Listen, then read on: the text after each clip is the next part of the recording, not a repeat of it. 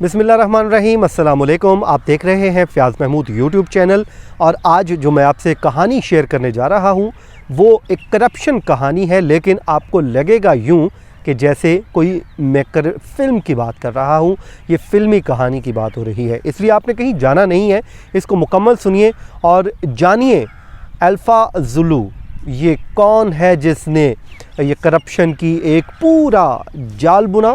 और अब वो जाल एक एक करके आज मैं खोलूँगा और आप हैरान होते जाएंगे कि पाकिस्तान में कैसे फ़िल्मी अंदाज में करप्शन की जो कहानी है वो आगाज़ हुआ।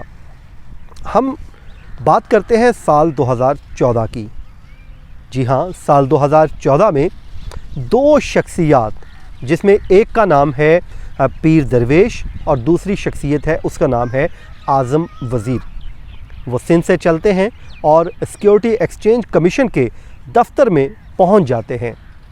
वहां पर जाकर वो अपनी एक कंपनी रजिस्टर्ड करवाने की बात करते हैं और एक एप्लीकेशन देते हैं। जी हाँ, ये मुस्लिम लीग नून का दौर है जिसमें वो आ रहे हैं और अपनी कंपनी रजिस्टर्ड करवा रहे हैं। इस कंपनी को इब्तदाई जो लोन है वो मिलता है एक निजी बैंक से। निजी बैंक है समिट बैंक। वो सिंध की सबसे बड़ी शख्सियत जो है, ताकतवर शख्सियत है। कहा यह जाता है कि असल में मालिक वो उसी के हैं, वो हैं उसके। वो इब्तदाई लोन थोड़ा सा उसकी रकम देते हैं उसको, थोड़ी सी, और वो लोन आता कहाँ से? वो आता है लकी इंटरनेशनल नामी अकाउंट से। लकी इंटरनेशनल अकाउंट है क्या, ये मैं आपको आगे चल के बताऊंगा। तो जिसके बाद उस कंपनी को रजिस्टर्ड कर दिया जाता है और वो कंपनी रजिस्टर्ड हो जाती है।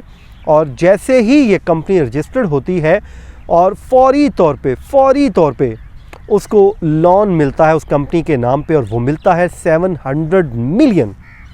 वो लोन कौन देता है? वो सिंध बैंक देता है। जी हाँ, सिंध बैंक।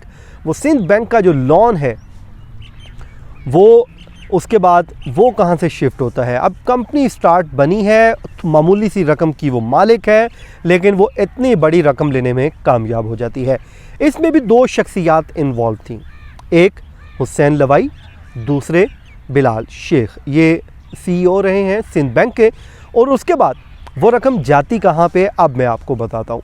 वो रकम वहाँ से निकलती है और निकलने के बाद वो रकम पहुँच जाती है ओमनी ग्रुप्स के मुख्तलिफ अकाउंट्स में।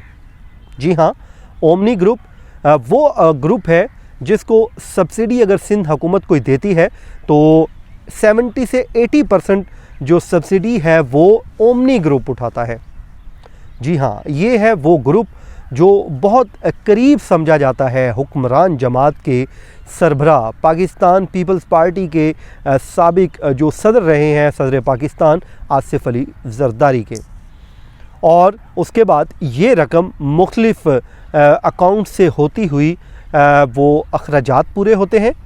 उसमें अखराजात अब किसके पूरे हो रहे हैं? वो पूरे हो रहे हैं साबिक सदर आसिफ अली जरदारी के। कभी तो तोशाखाना रेफरेंस के नाम पे ओमनी ग्रुप वाले वो तमाम रकूम दे देते हैं, उनकी अदायगियाँ करते हैं।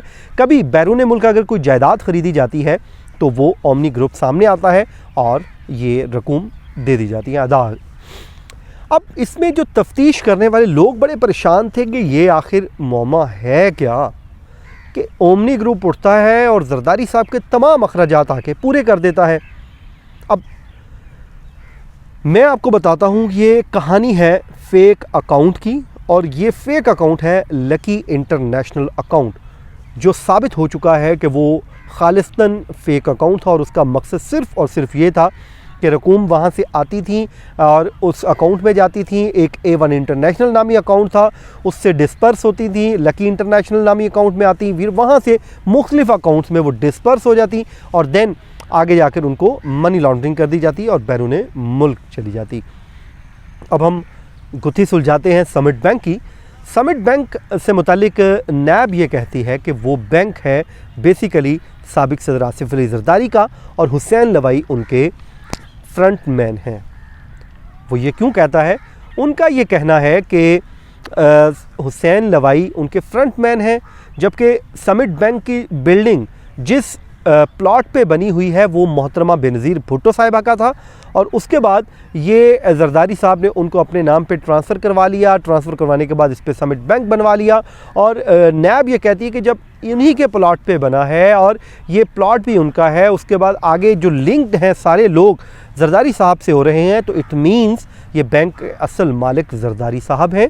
और उसके बाद यहाँ से ये रकूम जो हैं आगे मुंतकिल होती थी, और यही वो फसाद की जड़ थी जहाँ से मनी लॉन्ड्रिंग की जाती थी। इंटरनेशनल लकी इंटरनेशनल का मैं आपको बता चुका।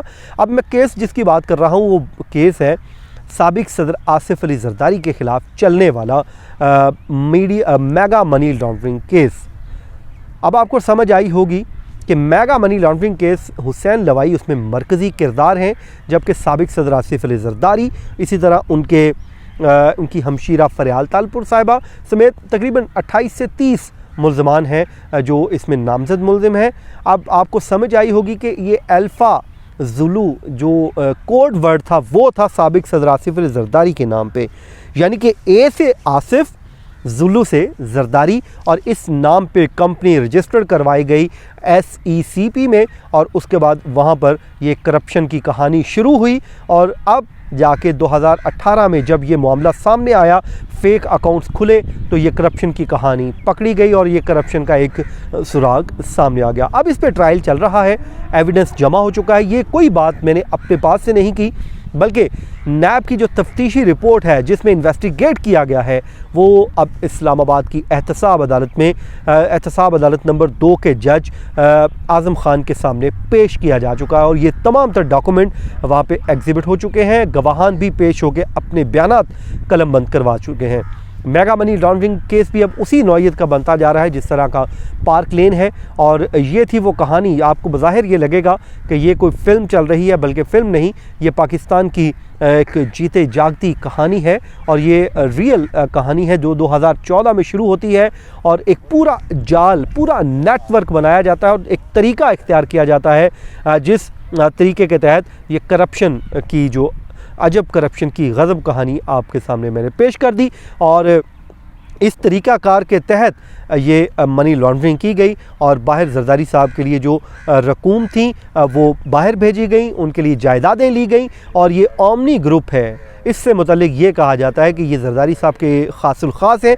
आपको इसमें एक और मैं स्टोरी बता दूँ कि ख्वाजा अनवर मजीद जो इस वक्त हॉस्पिटलाइज्ड हैं कराची में, जब से ये फ़ेक अकाउंट के स्टार्ट हुआ है वो हॉस्पिटलाइज्ड हैं, तो ईवान सदर के जो लेटर हेड थे वो मिले थे उनके घर से, यानी कि वो लेटर हेड मिले और उसमें तमाम वो उनको इख्तियार दे दिया गया था कि आप जिससे जो मर्ज़ी ऊपर लिखें और उसके बाद किसी भी सरकारी दफातर में इस्तेमाल करें। ये तमाम जो कार्रवाइयाँ हुई उस वक्त हुई जब साबिक सदर आसिफ अली जरदारी हुक्मरान थे, और उसके बाद अभी सिलसिला ये शुरू रहा, और 2014 में जब उनकी हुकूमत नहीं थी लेकिन उन्होंने SECP में ये एक नई कंपनी अल्फ़ा ज़ुलू के नाम से मुतारफ़ करवाई, और उसके बाद उसके नाम पर भी कर्ज़ लिया, और कर्ज़ लेने के बाद उसको डिस्पर्स कर दिया, और देन वो रकम मनी लॉन्ड्रिंग हो गई और हम देखते रह गए। यानी कि कौम का पैसा किस तरह लूटा गया मैंने आज आपको वो बताया है। ख्वाजा अनवर मजीद, ख्वाजा अब्दुल गनी मजीद, ये बहुत वो मुल्ज़िमान हैं जो ओमनी ग्रुप के लोग हैं,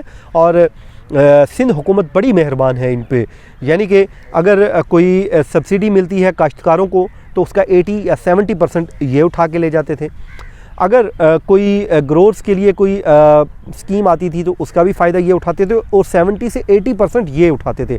तो नैब ये कहती है कि इनको ये आसिफ अली जरदारी साहब के बेसिकली बेनामीदार हैं, उनके फ्रंटमैन हैं, कार्रवाइयाँ ये करते थे, लेकिन अल्टीमेटली फ़ायदा जरदारी साहब को पहुंचता था। ये था जी आज का हमारा वीलॉग, और आपके साथ ये एक्सक्लूसिव इन्फॉर्मेशन आपके साथ शेयर की। आप अपना फ़ीडबैक दीजिए, अपना कमेंट कीजिए, और हमें अपनी दुआओं में याद रखिए, और अगले वीलॉग तक के लिए मुझे दीजिए इजाज़त। अल्लाह हाफ़िज़।